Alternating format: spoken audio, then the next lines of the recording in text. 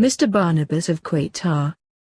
There were one or two plus points that he could name for an innocuous existence in the borderline slums of a third-rate incompetent council. The general perception of a lack of intelligence, easy and uncomplicated words, inadequate policing, economical accommodation and optional catering extra on request, tight networks of local gangs, hence easy access to contraband, government communication offices, masts and camera towers permanently sabotaged, taken down with rotary saws, small detonations strapped in with duct tape, and widespread intimidation. Hotel, a designation for drifters, salesmen and melancholy down-at-heel business folk, mostly quiet in the evenings, the sound of gurgling pipes displacing almost abstractly melodic tinnitus. Relatively hygienic ensuite with bath. Gas fire with iron top for drying socks and heating up cans of covert meat stew on more misanthropic evenings, a cooked dinner on the saint's day, relative luxury for those of modest habits. And specifically in the government lockdown of all extra-sat inter-solar system coms, he counted himself most fortunate of all in taking up the post. Out of a suitcase, some discreet miniaturized technology, 2 changes of clothes, 4 pair socks, vests, shorts, washing hanging in the shower on wire coat hangers with extractor fan on.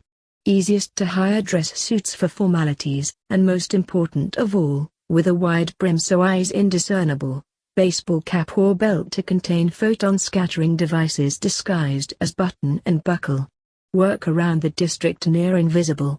Was in an attic room near the top of the hill. Installed 2 wide-field EM sensors as close to either end of the terrace roof as possible for triangulation some 20 meters apart. Like pebbles in the mortar, both solar-powered and in constant state of preparation, scanning for a particular range of frequencies they would transmit data accumulation each day at 29 hours 0 minutes in a rotational code packet mode, or immediately upon location detection. Having set these up, he promptly moved residents again to these more comfortable premises further down the hill to set up processor to receive relevant data to left lens implant. Had lost £1 or 2 having bartered a bicycle so as to more speedily get around the district with bucket and collapsible ladder and squeegee in the day, and at night to try to locate the sources of the RF field bursts which occurred in various points around the city at fairly regular intervals. Only once had he actually caught one of the launches with his own eyes. 3 brief stabs of amber laser, presumably as initiating propellant, cutting into the sky at different angles on cloudless nights. And a softly reverberating, slightly squeaky sonic boom. For months he had been buying the contraband, discreetly broadening their knowledge of his tastes and regular needs, engaging in a casual few smatters of chit-chat here and there. The storesmen, cab drivers, and his always cheerful runner, purposeful identifications, and vague ingratiations, even, just as abstract and nuanced as the acolytes, but more directly in the service of immediate and urgent physical practicalities than the effete aesthetics of polite deferred potentialities. They had mentioned it would put a few extra pounds on, if one cared, but the scattering device did not in itself make an imago. Instead, it continually sensed movement and volume in space, and thus generated a diffraction field around the body, some 4 mm from the surface of the skin or immediate apparel, if worn at all, which directed the reflection path of fields of photons according to a series of preset body patterns held in the implant, and eventually, with continual practice, controlled directly by intuitive thought as new neuronal paths developed in the brain. An anticipatory bias for continual environmental field adaptive imago shifting. In such a way was Mr. Barnabas initially 3 preset people in appearance. The first, relatively diminutive and fubsy, in knee-length shorts and flip-flops, flushed of face, curly fop of mousy hair, tie-dyed yellow t-shirt and thick-lensed horn-rimmed glasses, at his own personal flourish, around 36 years. This was his passive, threatless, phlegmatic imago, and oddly in such contrast to his real appearance, the one he felt most comfortable adopting. The other, appearing slightly taller, a little gaunt, slim and pale-eyed, stubble-headed with graying goatee and nicotine-stained mustache, retro-casual but formally dressed, around 48, never sure quite who he was or how to behave in that body. And the third, effectively transparent except in silhouette in bright sun, where there would be a slight misting at the edges of the field and of course, it cast a shadow. There was no way around that, so it was only to be used between dusk and dawn. He had made that mistake only twice in the first week, and there were still rumors of ghosts in the daylight in the neighborhood. He knew there was a lot they didn't divulge about the posts and the side effects of the technology, but it doesn't pay to be too inquisitive. Even whilst shaving he noticed a gradual fading of his characteristic facial features in the mirror, but he didn't have an old photograph to compare. And since he began taking the pills to accelerate synapse generation and adaptation to full implant integration, his dreams had become terrifying conundrums of impossible spaces and events that would flash into his daytime disorienting consciousness. Atoms screaming, faces smearing in time, inverted spaces. When he could endure no more, he finally began taking the meds to smooth out reality again, and for a few weeks all was easy. The sun shone, the birds sang, faces smiled, and the nights were filled with sacred wonder. Seems there had been something of a coup. Bodies were turning up in the neighboring districts too, in the river and rail sidings, real messed up. Lord knows what they did to them first. On the news reports the remains were always under plastic sheeting with confused police standing around purposefully talking on radios. Probably exaggerating, always a keen follower of local current affairs, his landlord explained with great relish how they had had some fun with molds and meat grinders, rapid evaporation equipment and quick-dry organic resin. The acolytes would strip down a living brain neuron by neuron to find what they wanted, and worse was whispered. Only after DNA verification did the names and faces of the unfortunates flash up on the reports. With a pang of horror he recognized the beaming grin of one of the unlucky chumps. Poor kid. He shut the door and sat down on the edge of the bed and stared at the floor, shoulders softly shuddering, necked a few fortifying shots. That is certainly some rather intelligent engineering of psychological terror, he mused to himself, superficially pleasant as they might be. It was a gesture that swept across the psyche of the province quite beyond the ideational remit of any of the gang lords. A warning, some silent balance was shifting. Then came the heat wave, the worst on record. They were dropping in droves, and he was behind an air-conditioned wheel making drops of medicaments until mid-evening, when he then had the car to himself, a gang-marked car. And at various points around the city he imagined he heard the kids shout flip-flops. And adults comment discreetly, flip-flops is running for us. But if he got a data burst he could investigate that first. Faster now, punters can wait, they're used to it. And that was when he began hearing the surveillance. Each time his mind became conscious of the hiss of invisible fly motors, the sound of bird song would displace his attention. Even at midnight he would hear dawn choruses which suspiciously stopped as quickly as they had started. Glancing up for a moment just before he got into the car at one of the great passing shunters blotting out the stars, and this time just by chance he caught it almost directly overhead in the twilight even before he received the scan data.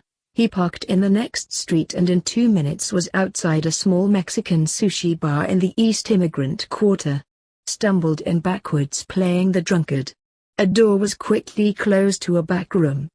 Health and safety, he murmured quietly so as not to upset the diners, flashing a fake ID at the suspicious-looking waiters, and as he ducked under the counter he lifted his t-shirt to flash the holster strap. They backed off. Sensing the room was empty he pushed the door open with his heel and backed into the back room with a hand under this tea, eyeing the staff threateningly. The grapevine was hyperspeed in these districts. Seems they had already caught his car in the next street, and abandoned their equipment not before trashing it. He pulled out a small temporal displacement detector and scanned the room just in case, and in the chaos they had dropped 2 of the devices, looked like bullets. He flicked through the recent shop CCTV and saw an old man and a young woman pack up and flee toward the alleyways. It was a busy multi-port city, so there were 2 or 3 alchemists in each district. He made his way to the lab of Dr. Herman Morboza, a family friend. Immediately spotting his car markings, analyzed the bullets gratis and for free. "We love our community," he said, leaning his head back and peering coolly through pince-nez. "Come back tomorrow." Not before flicking a time-phased insect eye device to cling to the ceiling when Morboza's attention was elsewhere. He sidled out, assuming a slight gangland swagger and flick of the chin. Back in his room, it took him a while to mentally parse the precise dialect they were using, but as he played the recording back again he could just make out the forensics in action. He woke into a fitful dream. Beyond the speed of thought, his mind zoomed in on the bullet and stepped forward, calling, "Projectile, projectile. Why are you here? And where are you going?" "I am the best of all of your dreams," it replied. On the way to Morboza's lab he toyed with what findings would be revealed, and how precisely to extract more information. At dusk he arrived, and wandered in casually. He was expected. The doctor stood up behind his desk nervously and announced, "Well, yes, it is a projectile of great value, from the Great War. A collector's item." Clearly sounding him out, he sighed, shaking his head, and sat down, lighting a cigarette for effect. "We both know this is no ordinary bullet." He placed a roll of banknotes on the desk. "Okay," said Morboza, turning the X-ray display to face Barnabas. "On one level it is remarkably simple. Laser launched from atmospheres, it henceforth performs two functions simultaneously. In one respect, a micropropulsion circuit causes continual, ultimately superluminary acceleration in a vacuum situation by means of dual coil and nanogyro configuration, which fractionally alters the object's space-time relation, time being slower in advance and faster behind the projectile. But the clever thing," he increasingly enthused, "is how the same configuration simultaneously, progressively conditions a synthesized string of pre-programmed genetic material, DNA. Now, I haven't had time to run a full scan on the temporal potentialities of the sequence here, but it has been engineered to be specifically time-dependent." "What do you mean?" "The development or evolution has been pre-coded into the structure, like a triple helix in which the other string is time. As such, in various proto-organic forms, in effect programmed to evolve at least 10,000 times the nominal rate for a period of a few thousand years, and in conjunction with the hyperfocus gravitational lensing device at the front, whether in motion or not at increasing velocity, it effectively falls towards its destination. A truly elegant piece of engineering, if I may be so bold as to inquire, sir. Where did you come by such an artifact?" "It is clearly off-world technology." "You have seen nothing," said Barnabas, having seen enough already, and, standing wearily to aim his gun at the location of the memory bay in the scan processor and reflexively squinting as he fired. "No projectiles seen today," he said, eyeing Morboza, who had covered his eyes with his hand in exasperation. He nodded. It was nothing, with a forced smile, as if it actually were nothing that the idiot had just destroyed 5 years of private research. "I'm gonna kill him," he thought to himself as the slob waddled out of his office. It was regrettable to destroy so much unconnected information, but he had not expected the man to accumulate so many detailed scans of the object. Plus, now he had his reputation in the eyes of the family to consider. Consumed with remorse, gloomily he kicked up the ignition and drove back the hotel to shut the door and snatch a few chases and gulps of brandy wine. Every few days the council cut the power as punishment for some local misdemeanor, or just from sheer spite, and so he returned to the building, sparsely lit by candles and oil lamps. He finds his door unlocked and a silhouette seated on his bed. For a moment his heart leaps. Then he remembers. Who is it? He mumbles, reaching for his gun. A soft trembling voice sniffs and coughs. He strikes a match. It is Carlo's sister. "He hasn't been home for 2 days, Mr. Phillips. You seen him?" she asks falteringly in his native language, her eyes puffed with tears, her searching his face. Of course she must have known. A look of resignation came over her face at his silence, and he reached for his bottle and poured them both a drink. They talked in signs and fragments of languages for an hour or so. Once or twice she even giggled at his fumbling mispronunciations. As she was leaving, he tore yesterday's page from his journal and placed it folded into her hand.